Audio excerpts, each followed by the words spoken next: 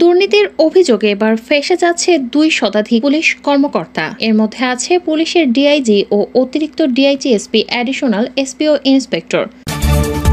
DB প্রধান হারুনের স্ত্রীর নামে আমেরিকা, জার্মানিতে রয়েছে সম্পদের পাহাড়। এবার ফেঁসে গেল ডিবি প্রধান হারুন ও তার স্ত্রী। এবং সবশেষে জানাবো প্রধানমন্ত্রীর চীন সফর ও ডক্টর ইউনূস প্রসঙ্গে যুক্তরাষ্ট্রের পররাষ্ট্র মন্ত্রণালয়ের কঠোর হুঁশিয়ারি। এতক্ষণ শুনছিলেন সংবাদ শিরোনাম, এখন থাকছে বিস্তারিত। বাংলাদেশের রপ্তানি আইনি এক লঙ্কাকাণ্ড ঘটে গেল কয়েকদিন আগে।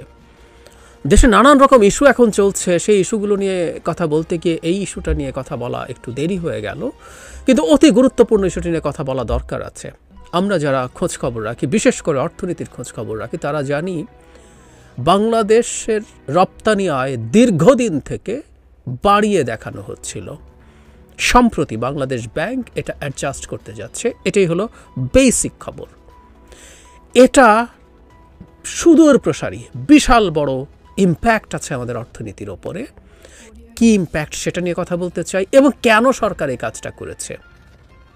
মানে যা করা হয়েছে এটাকে আমরা কথ্য ভাষায় বলতে গেলে বাটপারি বলা উচিত। একটা একাডেমিক ধরনের আলোচনায় আসলে বাটপারি শব্দটা হয়তো যায় না, বাট আমি চাই শব্দটা ব্যবহার করতে, কারণ প্রত্যেকটা শব্দের এক ধরনের ইম্প্যাক্ট আছে। এটা বাটপারি, এটা পরিকল্পিত বাটপারি। কেউ কেউ এখন বলবে আমরা বুঝি নাই, ভুল ছিল। কখনোই সেটা মনে করি না, এটা না বোঝার কোনো কারণ ছিল না। বেসিকটুকু একটু আগে বলি। দীর্ঘদিন থেকে বাংলাদেশে একটা ঘটনা দেখা যাচ্ছিল। বাংলাদেশের রপ্তানির তথ্য, দুটো সংস্থার যে তথ্য আছে সেটা হলো, একটা হচ্ছে রপ্তানি উন্নয়ন ব্যুরো, আরেকটা হচ্ছে বাংলাদেশ ব্যাংক। এদের দুজনের তথ্যের মধ্যে গরমিল দেখা যাচ্ছিল। মানে প্রেসাইজলি বলতে গেলে রপ্তানি উন্নয়ন ব্যুরো যে স্ট্যাটিস্টিক্স আমাদেরকে দিচ্ছিল রপ্তানির, বাংলাদেশ ব্যাংক যে তথ্য দিচ্ছিল তার মধ্যে একটা বড় ফারাক দেখা যাচ্ছিল। এবং এই ফারাক নিয়ে যখনই নিউজ হয়েছে, আগেও নিউজ হয়েছে, তখনই আমাদের রপ্তানিকারকরা, বিশেষ করে রপ্তানি উন্নয়ন ব্যুরো বা ইপিবির যে ডেটা আছে সেটাকে প্রশ্নবিদ্ধ করছেন। কারণ বড় বড় ব্যবসায়ীরা জানেন, এবং তারা শুধু নিজের না, তারা আশপাশের ব্যবসায়ী বলতে আমি স্পেসিফিকলি গার্মেন্ট ব্যবসায়ীদের কথাই বলি, আমরা আসলে ওটা ছাড়া তেমন কিছু এক্সপোর্টও করি না। তো তারা নিজের এক্সপোর্ট কমছে দেখছেন, তারা অন্যদের এক্সপোর্ট কমছে দেখছেন।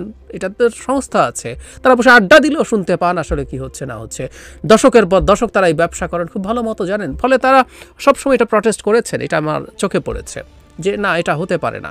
কিন্তু এটা চলছিল, দীর্ঘদিন থেকে দেখানো হচ্ছিল।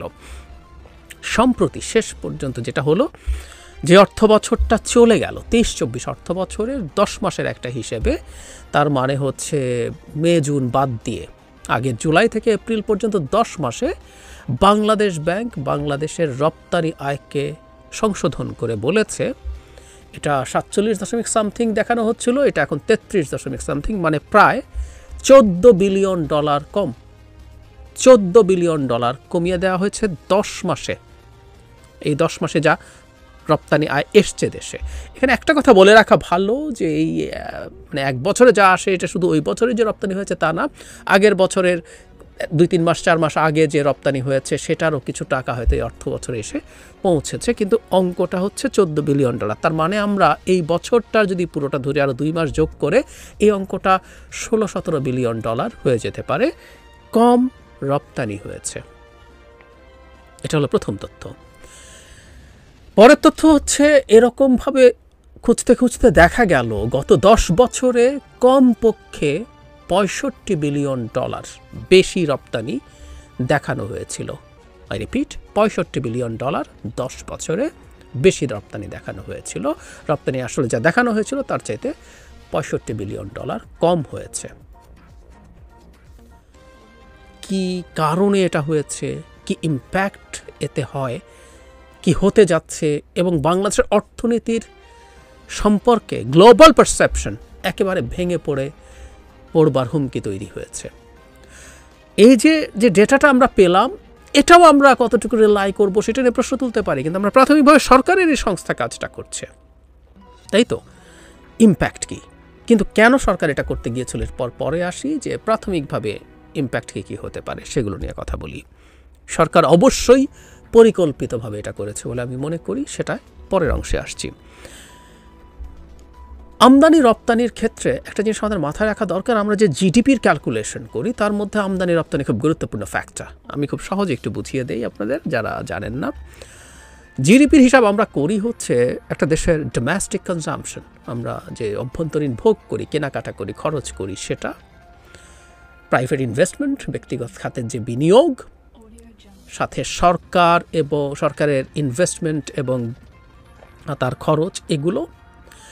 আরেকটা হচ্ছে নেট অফ আমদানি রপ্তানি। উদাহরণ দিই, আপনি বাকি তিনটাকে হিসেব করে যদি আপনার 100 টাকা হয়, আমদানি রপ্তানির মধ্যে যদি এরকম হয় যে আপনার ডেফিসিট আছে, তার মানে আপনার আমদানি বেশি রপ্তানি কম, যোগ বিয়োগ করে দেখা গেল 5 টাকা ডেফিসিট আছে, তাহলে আপনার জিডিপি যদি প্রাথমিকভাবে 100 টাকা থাকে তার থেকে 5 টাকা বাদ দিয়ে 95 টাকা হবে। আবার উল্টো, আপনার রপ্তানি যদি বেশি হয়ে থাকে, আপনার আমদানি যদি কম হয়, ওখানে যদি 5 টাকা বেশি হয়, এই নিটটাও যোগ অথবা বিয়োগ হবে অন্যগুলোর সাথে। তাহলে আমরা বুঝি সারপ্লাস যদি হয়, ট্রেড সারপ্লাস যদি হয়, মানে আপনার রপ্তানি যদি আমদানির চাইতে বেশি হয়, তাহলে সারপ্লাস যে অ্যামাউন্টটা সেটা এসে যোগ হবে জিডিপিতে। আবার উল্টো দিকে আপনার যদি ডেফিসিট হয়, ট্রেড ডেফিসিট থাকে, আপনার আমদানির পরিমাণ যদি রপ্তানির চাইতে কম বেশি হয়, তাহলে আপনি এটা নেগেটিভ হবে, যত নেগেটিভ হবে সেটা মাইনাস হবে। আমরা জানি বাংলাদেশ বহু বহু বহু বছর আবহমান কাল থেকে ট্রেড ডেফিসিটের একটা দেশ, অর্থনীতি। আমরা যত আমদানি করি, রপ্তানি করি তার চাইতে অনেক কম। আমরা দিনের শেষে এগুলো নানাভাবে রিকভার করার চেষ্টা করেছি। এই যে গ্যাপ আছে, আমাদের রেমিটেন্স আছে, এবং আমাদের ফরেন কারেন্সি আর্নিংয়ের আদার ওয়েজ, আমাদের ফরেন ডিরেক্ট ইনভেস্টমেন্ট আছে, ফরেন গ্র্যান্টস আছে, লোনস আছে, এগুলো দিয়ে চেষ্টা করেছি আমরা এগুলোকে কোনোভাবে গ্যাপটা কমিয়ে আনার। এবং কখনো কখনো বেশি হয়েছে বলেই আমরা দেখব যে আমাদের রিজার্ভও আস্তে আস্তে বেড়েছে, তৈরি হয়েছে। এই হলো বেসিক। তো দীর্ঘদিন থেকে আমাদের ট্রেড ডেফিসিট আছে, তার মানে আমরা প্রতি বছর আমাদের যে জিডিপির হিসাব করেছি তা থেকে একটা অ্যামাউন্ট আমরা বাদ দিতে হয়েছে, মানে ওই বাকিগুলোর থেকে একটা অ্যামাউন্ট বাদ দিতে হয়েছে, কারণ ডেফিসিট।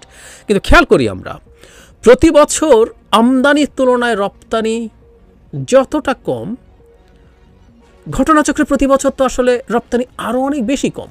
আমি একটা ছোট উদাহরণ দিয়ে জিনিসটা বোঝাই। আমরা এবছরের কথা বললাম, এর আগের অর্থ বছরে যদি আমরা বলি 22-23 অর্থ বছরে আমাদের আসলে রপ্তানি হয়েছিল, এখন বলা হচ্ছে $43.57 বিলিয়ন। ইপিবি দেখিয়েছিল, মানে রপ্তানি উন্নয়ন ব্যুরো দেখিয়েছিল $55.56 বিলিয়ন। তার মানে আমরা যদি এখানে হিসাব করি তাহলে এখানেও প্রায় $12 বিলিয়ন দেখা যাবে। 21-22 অর্থ বছরে $8.48 বিলিয়ন, তার আগের বছরে $4.79 বিলিয়ন, এভাবে বেশি দেখানো হয়েছিল। তার মানে আমরা খেয়াল করি আগে আমরা যতটা বাদ দিয়েছিলাম, আমি একটা স্পেসিফিক ইয়ের কথা বলি, ধরলাম 21-22 অর্থ বছরে $8.5 বিলিয়ন আমরা বেশি রপ্তানি দেখিয়েছি। তার মানে আমাদের আগের বার আমদানি আর রপ্তানির যে গ্যাপটা ছিল, তখনও গ্যাপ ছিল, তখনও আমদানি বেশি ছিল, যে গ্যাপটা ছিল তার সাথে আরও $8.5 বিলিয়ন যোগ হয়ে সেই পুরোটা মাইনাস হবে আমাদের জিডিপি থেকে, এভাবে প্রতি বছর। তার মানে এই যে টোটাল যা দাঁড়ালো, এই বছর যে জিডিপির হিসাব দেখাচ্ছি আমরা, তা থেকে $16-17 বিলিয়ন বাদ দিতে হবে। বাদ দিলে আমাদের অ্যাকচুয়াল জিডিপিটা আমরা পাবো। আবারও বলছি, সরকারের জিডিপি আমরা বিশ্বাস করি না, সরকারের ডেটা বিশ্বাস করি না। একটা স্বৈরাচারী সরকার মিথ্যে কথাবার্তা বলবেই। যাই হোক, আমরা প্রাথমিকভাবে ওটা সরিয়ে রেখে সরকারের হিসাবের ক্ষেত্রেই বলি। সুতরাং আপনি হিসাব করে দেখেন এটা কত বড় অঙ্ক। বাংলাদেশের অ্যারাউন্ড $420-30 বিলিয়ন একটা ইকোনমির থেকে আরও $16-17 বিলিয়ন এই অর্থ বছর আপনি বাদ দিয়ে দিতে হবে, তাহলে আপনি জিডিপি পাবেন। যদিও $420-30 বিলিয়ন এখন হওয়ার কোনো কারণ নাই, কারণ আমরা ডলারের যেই বিপরীতে যে টাকার অবমূল্যায়ন হচ্ছে সেটাও ঠিকঠাক মতো সরকার হিসাব করে না। আপনি সেই গবে থেকে 420-30 শুনেই যাচ্ছেন, অথচ ডলারের মধ্যে কত বড় পতন হলো। 80-85 যদি ধরেন তাহলে কত, প্রায় 50% পতন হচ্ছে ডলারের বিনিময়ে টাকা। আপনি তো টাকায় আগে জিডিপি হিসাব করেন, পরে ডলার দিয়ে ভাগ দেন। সো টাকা যত হয় সেটাকে 85 দিয়ে ভাগ দিলে যত হবে, 90 দিয়ে ভাগ দিলে যত হবে, 117 সরকারের অফিসিয়াল রেটের কথা বলছি, সেটা দিয়ে ভাগ দিলে অনেক কম হবে। মানুষের জিডিপি এখন সরকার যেটা বলে সেই হিসাব করলেও ডলার দিয়ে ঠিকঠাক মতো অ্যাডজাস্ট করলে এটা 350 বিলিয়ন 450 বিলিয়নের বেশি হওয়ার কোনো কারণই নেই, কিন্তু সরকার দেখাচ্ছে। যাই হোক, সরকার যেটা দেখাচ্ছে তার মধ্য থেকেও আরও এই পরিমাণ অঙ্ক কমে যাবে। ইম্প্যাক্ট কি এটার? বাংলাদেশের অর্থনীতির আকার এত, এটা দিয়ে আপনি চেষ্টা করেন অন্যান্য কিছু প্ল্যান করতে। একটা ছোট উদাহরণ দিই, আমাদের প্রায় বলি আমরা আমাদের যে অভ্যন্তরীণ এবং বৈদেশিক মোট ঋণের যে পরিমাণ সেটা জিডিপির পার্সেন্টেজে কত। এই মুহূর্তে বলা হচ্ছে এটা দুটো মিলে মোটা দাগে আমরা বলছি যে 38 to 40% বলা হচ্ছে। সরকারি হিসাবে যদি জিডিপির আকারটা কমে যায় এই পার্সেন্টেজটা কিন্তু বেড়ে গেল। তার মানে আমাদের ঋণের পরিমাণ সরকার যা বলছে এটা তার চেয়ে বেশি। যদি আমি বহুবার বলেছি, যারা আমার অর্থনীতি নিয়ে ভিডিওগুলো শুনেছেন তারা জানেন, এই জিডিপির হিসাবও যেটা সরকার আনছে এর মধ্যেও মারাত্মক চুরি আছে। এই চুরি ভারতে আছে, যদিও ভারতের ডেটার ক্রেডিবিলিটি আমাদের চেয়ে অনেক বেশি। সেটা নিয়ে রীতিমতো বিখ্যাত পেপার আছে অরবিন্দ সুব্রমণিয়ান নামে একজন অর্থনীতিবিদ, যিনি বিজেপির অর্থনীতিবিদ হিসেবে কাজ করেছেন। তো আমাদের এই চুরিগুলো আছে, আমি সরিয়ে রাখি। সো জিডিপি এখন ডলারের এই অ্যাডজাস্টমেন্টের পর, এবং এটা এই বছরে অ্যাডজাস্ট করলে হবে না, আগের প্রতিটা বছরে আপনি এই জিডিপি বেশি দেখিয়েছেন। সো টোটাল সব যদি আপনি বাদ দিতে থাকেন, টোটালে জিডিপির আকার অনেক ছোট হয়ে যাবে। জিডিপি আকার যদি অনেক ছোট হয়ে যায়, সেটার তুলনায় ঋণের পরিমাণ বেড়ে গেল। এই যে আপনি ঘাটতি বাজেট করছেন, ঘাটতি বাজেট করে আপনি কি করছেন, বলছেন যে এটা আমি ঋণ নেব। এই বাজেট ঘাটতি আমাদের জিডিপির 5%-এর নিচে আছে। এটা মোটামুটি বলা হয় যে 5%-এর নিচে থাকা কম্পারেটিভলি সেফ। কিন্তু যখন জিডিপি ছোট হয়ে গেল, দেখা গেল এই গ্যাপটার 5% নাই, 7-8% হয়ে দাঁড়িয়েছে। এই রকম নানান রকম সংকট আপনার সামনে এসে হাজির হবে, এবং বাংলাদেশের অর্থনীতিকে নিয়ে যারা অ্যানালিসিস করবে তারা এই জিনিসগুলো দেখবে। আর তার চাইতেও বড় কথা, আপনি মাথাপিছু জিডিপির বিরাট গ্রোথ দেখাচ্ছিলেন যে আমাদের মাথাপিছু জিডিপি এত হয়ে গেছে, এবং জিডিপি যখন কমে যায় তখন মাথাপিছু জিডিপি বেড়ে যাবে। জিডিপি যখন কমে যাবে ওটাও কমে যাবে। আমি অনেক আগে ডলার ক্রাইসিস নিয়ে একটা কথা বলার সময় বলেছিলাম যে দীর্ঘদিন ডলারের প্রাইসটাকে একটা জায়গায় জোর করে ধরে রাখা হয়েছিল, কারণ সরকার চেয়েছিল মাথাপিছু জিডিপিটা ডলারে বেশি দেখানোর জন্য। ওই যে আগে বললাম, আপনি টাকায় হিসাব করবেন, ডলারের দাম যদি টাকার তুলনায় যদি 80 হয়, 90, 85 হয়, তাহলে ডলারের অঙ্কটা বেড়ে যায়। এবং আপনারা অনেকেই জানেন, আমরাও জানি, বাংলাদেশের জনসংখ্যা কমিয়ে দেখানোর চেষ্টা করা হয়েছে দীর্ঘদিন থেকে। অন্তত 2 কোটি মানুষ কম দেখানো হয়। সো ওটা দিয়ে ভাগ দিলে জনসংখ্যা কম দেখাচ্ছেন, জিডিপি বড় দেখাচ্ছেন, সো দ্যাট মাথাপিছু আয় বেশি দেখানো যাচ্ছে। কেন এগুলো করেছিল সরকার? এই যে মিথ্যা তথ্য আসছে, এই তথ্যটাও জিডিপিকে বড় করে দেখানোর জন্য পরিকল্পিতভাবে করা হয়েছে। কারণ এতে আপনার উন্নয়নের বয়ান তৈরি করা যায়। আপনি দেখাতে পারেন যেখানে মানে এই নাই সেই নাই, এখানে নির্বাচন নাই, মানবাধিকার নাই, এখানে মত প্রকাশের স্বাধীনতা নেই, তো কী হয়েছে? বাংলাদেশ উন্নয়নের একটা মিরাকল, এরকম একটা ন্যারেটিভ বাইরে এস্টাবলিশ করার চেষ্টা করা হয়েছে। এবং আমি অবাক হয়ে দেখেছি, বেশ বিখ্যাত কিছু অর্থনীতিবিদ, আমি ভুলবো না, ওয়ার্ল্ড ব্যাংকের চিফ ইকোনমিস্ট মিস্টার কৌশিক বোসের একটা লেখা আমি প্রজেক্ট সিন্ডিকেটে পড়েছিলাম, উইচ ইজ ভেরি সারপ্রাইজিং। তিনি বাংলাদেশের অর্থনীতি সম্পর্কে যেভাবে লিখেছেন, সো এই প্রোপাগান্ডা তাদের কাছে ভালো মতো কমিউনিকেট করা হয়েছিল এবং কমিউনিকেটেড হয়েছে, এবং অনেক ক্ষেত্রে সরকার সফল হয়েছিল।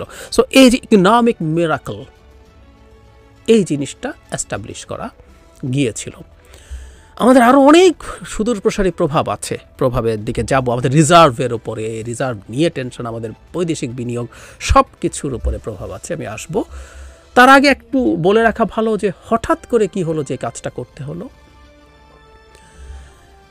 যখন গ্যাপটা থাকছে, খেয়াল করুন, আপনি যে টাকা রপ্তানি করছেন সেই টাকা আমদানি, সেই টাকা ফেরত আসছে না, মানে আপনি কাগজে কলমে। আমি ওই টেকনিক্যালিটিসে যাই নাই, ইপিবি কেন এটা, ওরা কতগুলো ডাবল এন্ট্রি দিয়েছে, দেশের অভ্যন্তরে বিক্রি হওয়া জিনিসকে ইপিজেডে তৈরি হয়েছে, সেগুলোকে এক্সপোর্ট হিসেবে দেখিয়েছে, এরকম নানান ব্যাখ্যা ট্যাখ্যা দেওয়া আছে। ওগুলো আমাদের দরকার নেই, আপনাদের এই টেকনিক্যালিটিস বোঝারই দরকার নেই। কিন্তু যেটা হয়েছে, আপনি যখন এই হিসাবটা করছেন, মানে এই গ্যাপটা দাঁড়াচ্ছে, এখন কি দাঁড়ালো? আপনি বলছেন কথার কথা 100 টাকা রপ্তানি হচ্ছে, আরেকজন বলছে আপনার কাছে দেশে ফেরত এসে 80 টাকা, সো এই 20 টাকা কই? খুব সহজ প্রশ্ন তখন আসবে, টাকাটা তো পাচার হয়েছে। দীর্ঘদিন থেকে এই আলাপটাও ছিল, কারণ আমরা জানি বাংলাদেশের একটা বিরাট পাচার হয় ব্যাংকিং চ্যানেলে। একটা আমদানির সময় আমদানির নামে এটাকে ওভার ইনভয়েসিং বলি। আপনি 100 টাকায় পণ্য কেনার কথা বলছেন, কিন্তু আসলে পণ্য কিনছেন 80 টাকার পণ্য দেশে আসলো, দাম বেশি দেখাচ্ছেন, 20 টাকা বাইরে পাঠিয়ে দিলেন। আর রপ্তানির ক্ষেত্রে আন্ডার ইনভয়েসিং এর কথা বলা হচ্ছে, সেটা বলা হতো, তো টাকা আসতো না। এখানে আন্ডার ইনভয়েসিং হয় না, এটা একটু বুঝতে হবে। এইভাবে যে রপ্তানি টাকা আসছে না, কারণ আপনি তো আন্ডার ইনভয়েসিং করলে রপ্তানির ঘোষণাটা কম দিতেন, কিছু টাকা বাইরে রেখে দিতেন। এখানে ঘোষণাটা বাইরে বেশি হচ্ছে মনে হচ্ছে, কিন্তু টাকা ফেরত আসছে না, তার মানে সামহাউ এটা আন্ডার ইনভয়েসিং না হলে টাকাটা পাচার হচ্ছে। কথাটা এইরকমই দাঁড়ায়, কারণ টাকা কেন দেশে আসছে না? আপনি রপ্তানি করেছেন বলছেন, কিন্তু টাকা দেশে আসছে না। এখন খুব স্বাভাবিকভাবে এই চাপ গিয়ে রপ্তানিকারকদের উপরে পড়ে যে আপনি টাকা কেন আনছেন না। শেষ পর্যন্ত ব্যবসায়ীরা দীর্ঘদিন থেকে এই ব্যাপারে প্রটেস্ট করে গেছেন, এবং এই প্রটেস্টের কারণেই শেষ পর্যন্ত এটা ধরে রাখা গেল না। কোনো সদিচ্ছা না, আর পেরে ওঠেন নাই। এটা এত বড় ক্যান্সার এবং এত বড় জায়গায় চলে গেছে। এটা এক সময় 1.5-2 বিলিয়ন, 3 বিলিয়ন ডলার ছিল, 5 বিলিয়ন ডলার ছিল। আজকে এটা বছর যদি আমরা হিসাব করি 16 বিলিয়ন ডলারে গিয়ে ঠেকেছে। আপনি সময় কিনতে চেয়েছেন, আপনি যতদূর সম্ভব আপনার উন্নয়নের বয়ান ধরে রাখতে চেয়েছেন, এটা আর শেষ পর্যন্ত পারা গেল না। এখন যেটা হবে, আরও বিদেশে কতগুলো মারাত্মক ঝুঁকির পরিস্থিতি তৈরি হবে। আগে রিজার্ভের কথাটা বলে নিই, তারপর অন্যগুলো। আমরা রিজার্ভ বাংলাদেশের ভবিষ্যতে কি দাঁড়াবে সেটা হিসেব করার জন্য আমরা খুব সুন্দর কতগুলো হিসাব করি। আমাদের এক্সপোর্ট তো দারুণ হচ্ছে। আমাদের এক্সপোর্ট যেমন এবার 10 মাসেই বলছে প্রায় 50 বিলিয়ন ডলার হয়ে গেছে। সেই হিসাব যদি আপনি গ্রসলি করেন তাহলে 12 মাসে 60 billion dollar, within a very short period 100 billion dollar এক্সপোর্টের কথা খুব গর্ব নিয়ে, ভাব নিয়ে বলতে শুনেছি। ফলে যেটা দাঁড়ালো, আপনার তো এক্সপোর্ট আছে, ভালো আছে, আপনার রেমিট্যান্স অন্তত গত মাসে বা তার আগের মাসেও মোটামুটি ভালো এসে, বিশেষ করে গত মাসে খুবই ভালো এসছে কোরবানি ঈদকে সামনে রেখে। সো আপনি এগুলো দেখিয়ে টেখিয়ে বলছেন আমাদের ডলারের ক্রাইসিস আর থাকছে না। এখন কি দাঁড়ালো? সহজ হিসাব দেই। আমরা তো ইম্পোর্ট রেস্ট্রিক্ট করার পরও অ্যারাউন্ড 6 বিলিয়ন ডলার ইম্পোর্ট করছি পার মান্থ। তার মানে 72 বিলিয়ন ডলারের মতো আমাদের ইম্পোর্ট আছে। এই যে 10 মাসে এক্সপোর্ট এখন 33 বিলিয়ন ডলারে এসে ঠেকলো, এইবার আমরা যদি হিসাব করি তাহলে আরও 6-7 বিলিয়ন ডলার, রাউন্ড ফিগারের জন্য আমরা বলছি 40 বিলিয়ন ডলার আসলে এক্সপোর্ট হবে। তাহলে আবারও বলছি 72, কিন্তু আপনি ইম্পোর্ট রেস্ট্রিক্ট করছেন। রাউন্ড ফিগারের জন্য আমরা যদি আরও 2 বিলিয়ন ডলার বাদ দিই, 70 বিলিয়ন। সো 30 বিলিয়ন ডলার আপনার ডেফিসিট। এই ডেফিসিটটা আপনি ফুলফিল করবেন রেমিট্যান্স এই মাসে বা গত মাস দেখলে হবে না, তার আগে 1.5 বিলিয়ন, 2 বিলিয়নের বেশি আসে নাই, 2-1 মাসে 2 বিলিয়ন ডলার এসছে। সো 20-22 বিলিয়ন ডলারের বেশি আপনি রেমিট্যান্স পাচ্ছেন না। তাহলে আপনি 60-এর সাথে 22 যদি যোগ করেন 62, আর আপনি ইম্পোর্ট করছেন 72, 10 বিলিয়ন ডলারের একটা বিরাট গ্যাপ। আপনি কি যথেষ্ট পরিমাণ লোন পাবেন? কতদিন পাবেন? আপনি কি যথেষ্ট পরিমাণ এফডিআই পাবেন, ফরেন ডিরেক্ট ইনভেস্টমেন্ট? আসছি সেই জায়গায়। বাংলাদেশ যেহেতু ঋণের ক্ষেত্রে, মানে ডলার রিজার্ভের ক্ষেত্রে ক্রাইসিসে আছে, বাংলাদেশের, আমি এটা নিয়েও আলোচনা করেছি যে ইন্টারন্যাশনাল যারা ক্রেডিট র্যাঙ্কিং রেটিং করে সেই প্রতিষ্ঠানগুলো, ফিচ, মুডিস, S&P, স্ট্যান্ডার্ডস অ্যান্ড পুয়ার্স, তারা বাংলাদেশকে ক্রমাগত তার ঋণমান নিচে নামাচ্ছে, এবং এসব ঘটনার পর ঋণমান আরও নিচে নামবে।